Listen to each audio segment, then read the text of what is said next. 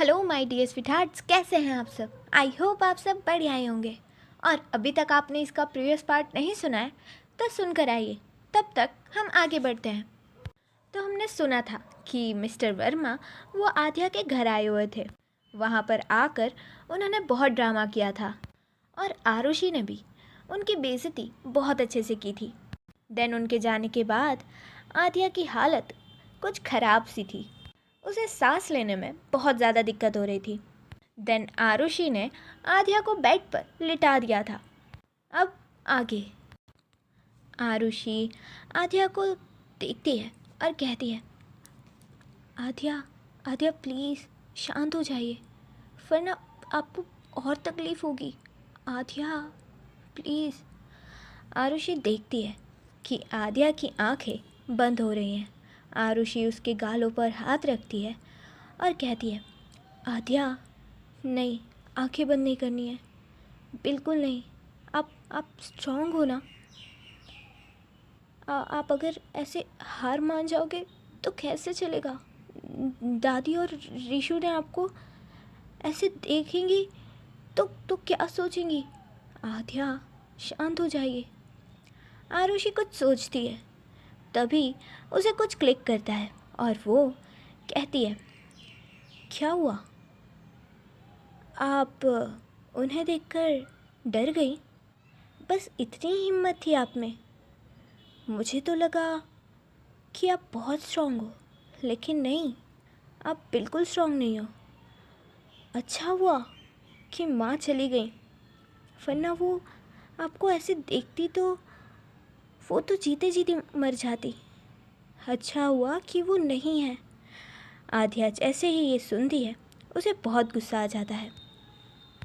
आरुषि उसके साइड में ही खड़ी थी तो आध्या आरुषि का हाथ पकड़ती है और अपनी तरफ खींचती है।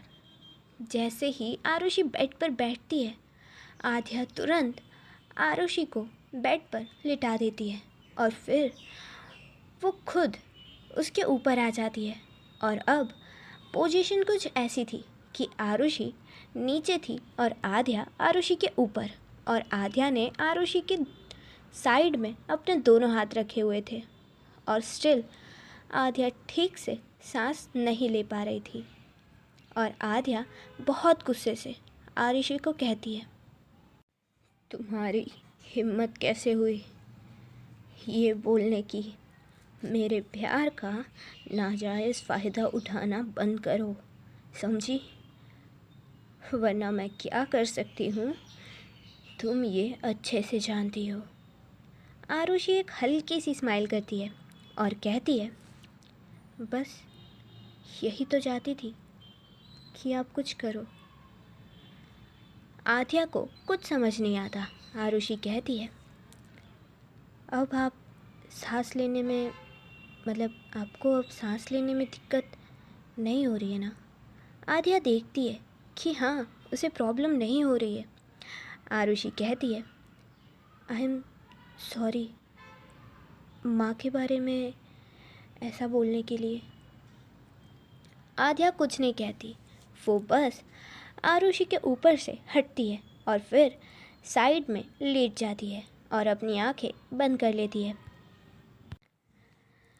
थोड़ी देर बाद आध्या को एहसास होता है कि कोई उसके ऊपर है, तो आध्या अपनी आंखें खोलती है और वो जैसे ही अपनी आंखें खोलती है तो सामने आरुषि थी, जो कि आध्या के ऊपर थी। आध्या आरुषि को देखती है और कहती है, ये क्या क्या कर रही हो, हटो। आध्या जैसे ही अपने हाथ हिलाती है तो उसे पता चलता है कि उसके हाथ बंधे हुए हैं। आध्या कहती है, आरुषि क्या क्या हुआ, तुम ये क्या कर रही हो।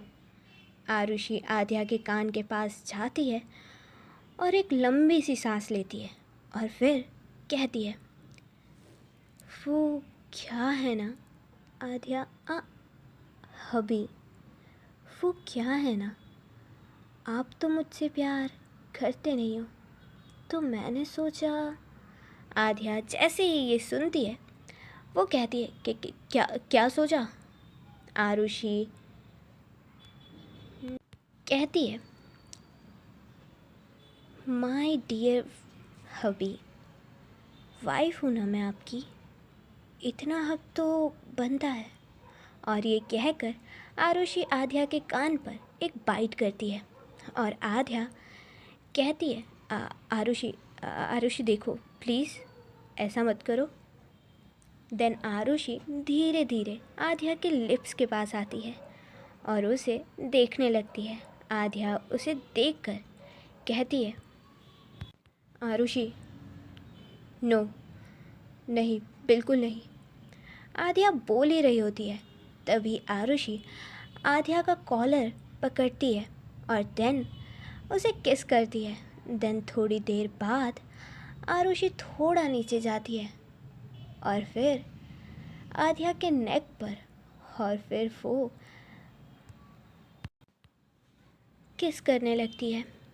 देन आरुषि अगेन ऊपर आती है और फिर आध्या के कान के पास जाती है और आध्या के कान पर अगेन बाइट करती है, जिससे आध्या अपनी आंखें बंद कर लेती है। आरुषि आध्या के कान में कहती है, क्या हुआ आध्या, आंखें खोलिए ना अपनी। देन आरुषि आध्या के लिप्स पर जाती है और फिर आध्या को किस करती है। किस करते करते एक बहुत ज़ोर से बाइट करती है, जिससे आध्या बहुत ज़ोर से चिल्लाती है और फिर उसकी आंखें खुल जाती है और वो उठकर बैठ जाती है। आरुषि आध्या के पास जाती है और कहती है कि क्या हुआ, चिल्लाए क्यों। आध्या मन में सोचती है, अच्छा ये एक सपना था। देन आरुषि कहती है, हेलो, क्या हुआ, क्यों चिल्लाया आध्या। आध्या आरुषि के लिप्स को देखती है और फिर कहती है, no no no no no. Arushi कहती है, क्या no no no no. Aadhya कहती है, बाइट कर ली। आरुषि कहती है, बाइट कर ली, किसने बाइट कर ली। आध्या कहती है, किसी ने बाइट नहीं की, मच्छर ने बाइट की है। आरुषि कहती है, मच्छर, कहाँ है मच्छर, मुझे तो नहीं दिख रहा। अच्छा छोड़िए। आध्या कहती है, मैंने कब पकड़ाई है। आरुषि कहती है, क्या। आध्या कहती है, नहीं कुछ नहीं। देन आरुषि कहती है, ठीक है, डिनर बन गया है, आप सो रहे थे इसलिए मैंने आपको उठाया नहीं था। आप फ्रेश हो जाइए और डिनर टेबल पर आइए, सब आपका वेट कर रहे हैं। आध्या कहती है, हाँ हाँ ओके, तुम जाओ, मैं आती हूँ। देन आरुषि वहाँ से चली जाती है। आरुषि के जाने के बाद आध्या अपने दिल पर हाथ रखती है और सोचती है, ये क्या था, मुझे ये तो समझ आ गया था कि मुझे आरुषि से प्यार हो गया है, लेकिन इतना ज़्यादा कि वो सपने में भी आ रही है। और अभी क्या था, वैसे ये डॉक्टर बहुत मासूम लगती है, लेकिन क्या रियल में ये इतनी वाइल्ड होगी। खैर, जो भी था बहुत अच्छा था।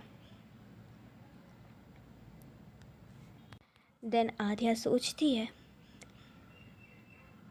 इससे पहले वो मिस्टर वर्मा मेरी आरुषि को मुझसे दूर कर दें, मुझे इससे पहले मैं तुम्हें बता कर आऊँगी कि मुझे तुमसे प्यार है आरुषि। और देन आध्या फ्रेश होने के लिए चली जाती है। दूसरी तरफ आरुषि, जो कि किचन में थी और वो कुछ सोच रही थी और सोच सोच कर बहुत स्माइल कर रही थी। देन आरुषि एक फ्लैशबैक याद करती है और जिसमें दिखती है आरुषि ड्रेसिंग टेबल पर बैठी है और अपने बाल बना रही है। तभी आध्या नींद में कुछ बोल रही है, तो आरुषि उसके पास जाती है और ध्यान से सुनने की कोशिश करती है कि आध्या क्या बोल रही है। आध्या कहती है, ये क्या कर रही हो? हटो। नो आरुषि, बिल्कुल नहीं, ऐसा मत करो। आरुषि हटो प्लीज़। और ऐसे ही आरुषि आध्या की सारी बातें सुन रही थी। देन आरुषि ये सोच के फिर से बहुत ज़ोर ज़ोर से हंसने लगती है। आरुषि कहती है, वैसे मिस खड़ूस, आई लव यू, और ये मैं आपको बहुत जल्दी बता कर रहूँगी। देन आरुषि वहाँ से बाहर आ जाती है। तभी दादी आरुषि को बुलाती है, बेटा सुनो। आरुषि कहती है, जी दादी। दादी कहती है, आध्या ठीक है ना? आरुषि कहती है, दादी वो बस अभी सोकर उठी हैं। दादी कहती है, अच्छा सुनो, 2 दिन बाद ना आध्या का बर्थडे है, कुछ सोचो ना क्या कर सकते हैं। वो जल्दी अपना बर्थडे सेलिब्रेट नहीं करती और ना ही किसी को करने देती है। बेटा तू करेगी ना तो वो पक्का कुछ नहीं कहेगी। आरुषि कहती है, जी दादी मैं कुछ करती हूँ। तभी वहाँ पर आध्या आ जाती है और वहाँ आके बैठ जाती है। देन आरुषि डिनर सर्व करती है और फिर वो आध्या को खाते खाते देखती है और वो मन में सोचती है, आध्या मैं आपके बर्थडे पर आपको बता के रहूँगी कि मुझे आपसे कितना प्यार है। देन वो एक हल्की सी स्माइल करती है। तभी दादी कहती है, आ जा बेटा तू भी बैठ जा और खा ले। आरुषि कहती है, जी दादी। देन आरुषि आध्या के बाजू की चेयर पर आकर बैठ जाती है और फिर सब लोग डिनर करते हैं। डिनर हो जाने के बाद रीशु वहाँ से बिना कुछ बोले चली जाती है। चली नहीं जाती, जा रही होती है। देन आध्या उससे कहती है, रीशु कहती है, दीदू आपने मुझे क्यों नहीं बताया कि हमारे पापा ज़िंदा हैं? आध्या जैसे ही ये सुनती है वो बहुत ज़ोर से अपना हाथ टेबल पे मारती है और फिर खड़ी हो जाती है और कहती है, मैंने कहा ना वो हमारे पापा नहीं हैं, तुम्हें समझ नहीं आता। आध्या जैसे ही ऐसे अपना हाथ ज़ोर से मारती है तो सब लोग डर जाते हैं। रीशु की आंखों में आंसू आ जाते हैं। देन रीशु कहती है, दीदू आप बहुत बुरे हो, आपने मुझे क्यों नहीं बताया? आध्या जब ये सुनती है तो वो 2 सेकंड के लिए पॉज हो जाती है। देन वो कुछ कहे बिना वहाँ से चली जाती है अपने रूम में। उसके जाने के बाद दादी रीशु के पास आती है और उसे कहती है, ये क्या किया तूने? तुझे जब कुछ पता ही नहीं था तो तूने ऐसा क्यों बोला उसे? तुझे पता भी है कि उसने क्या क्या किया है तेरे लिए? रीशु कहती है, नहीं दादू मुझे नहीं जानना कि क्या क्या किया है, पर उन्हें मुझे बताना चाहिए था। तभी आरुषि कहती है, हाँ तुम्हें बताना चाहिए था ताकि तुम्हारी लाइफ भी हेल बन जाए, है ना? रीशु आरुषि की तरफ देखती है और कहती है, हेल? आरुषि कहती है, हाँ हेल। क्या तुमने कभी देखा है कि आध्या तुमसे कितना प्यार करती है? ऑफ कोर्स तुमने देखा होगा कि वो तुमसे कितना प्यार करती है। तुम्हें वो अपने एक बच्चे की तरह संभाल के रखती है। जानती हो क्यों? क्योंकि माँ ने जाते समय ये कहा था कि इसका ध्यान रखना, और आद्या आज तक वो कर रही है, वो निभा रही है। और तुमने एक ही पल में कह दिया कि आप बुरे हो। तुम्हें पता भी है कि क्या क्या हुआ है। देन आरुषि उसे सब कुछ बताती है कि आद्या ने उसे क्या क्या बताया था। आरुषि कहती है, और तुम जानती हो उन्हें रात में नींद नहीं आती, वो सो नहीं पाती और वो मिस्टर वर्मा जो अभी अभी यहाँ से गए हैं, उनकी वजह से आध्या की क्या हालत थी ये तुमने बिल्कुल नहीं देखा था। अगर तुमने ये सब देखा होता तो आज तुमने अपनी दीदी के सामने ये सब नहीं कहा होता। उन्हें तुम्हारी वजह से बहुत हर्ट हुआ है रिशु। इतना कहकर आरुषि वहाँ से चली जाती है और देन दादी भी वहाँ से बिना कुछ कहे ही चली जाती है। नेक्स्ट सीन में आध्या अपने रूम की गैलरी में खड़ी थी। तभी आरुषि उसके पीछे आती है और कहती है, आध्या आप ठीक हो ना?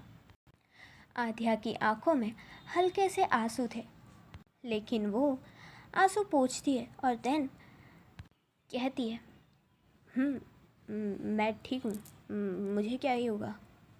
देन आरुषि कहती है, आध्या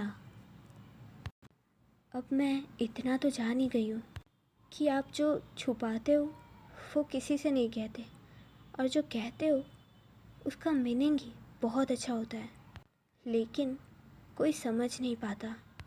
तभी आध्या के रूम में नॉक होती है और आरुषि जाके गेट ओपन करती है और वहाँ पर रिशु थी, जो कि रोते रोते अंदर आती है और स्टिल आध्या अपनी गैलरी में ही खड़ी थी।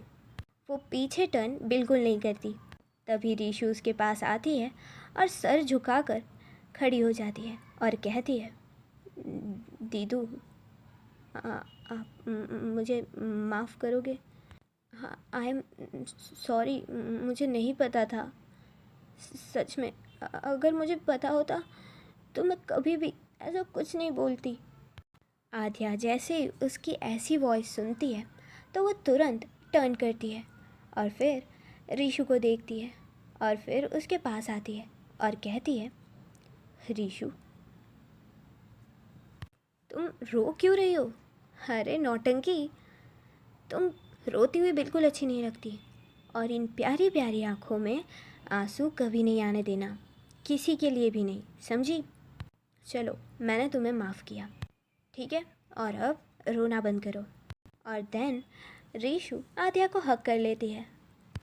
ओके देन, आज के लिए बस इतना ही। आपसे मिलेंगे हम कल, तब तक के लिए बाय बाय टाटा। और हाँ, लाइक शेयर सब्सक्राइब करके जाइएगा और कमेंट में बता के जाइएगा कि आज का एपिसोड कैसा लगा। तब तक के लिए हम चलते हैं। Okay then, bye bye tata, Radhe Radhe.